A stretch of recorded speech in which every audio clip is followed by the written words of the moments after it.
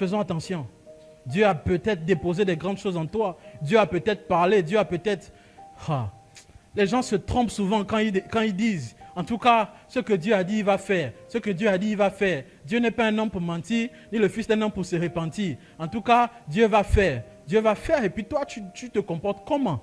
Quelle est ta part dans ce que Dieu doit faire pour toi?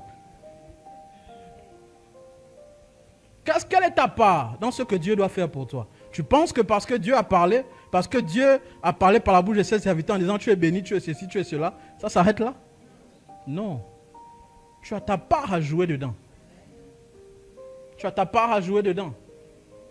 Ésaïe avait prophétisé en disant, un enfant nous est né, un fils nous est donné, et la domination reposera sur son épaule. On l'appellera admirable, conseiller, Dieu puissant, Père éternel, etc., etc. Et quand Jésus est venu sur la terre, Jésus devait aller jeûner 40 jours et 40 nuits pour recevoir l'onction. Il pouvait aussi, après avoir été baptisé, il pouvait dire, ah, on a déjà prophétisé, la domination sera sur mon épaule. Essuyez-moi les épaules, essuyez. La domination sera sur mes épaules. Non, il devait payer aussi son prix. Quand tu connais le prix à gagner, tu n'auras pas peur du prix à payer. Alléluia. Dieu a parlé, oui, mais toi aussi tu as ta part à jouer.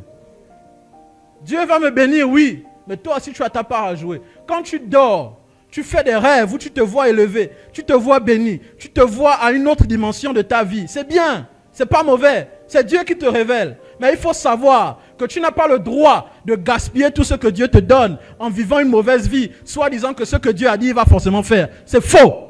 Dieu est capable de prendre ce qu'il t'a donné et donner à quelqu'un d'autre.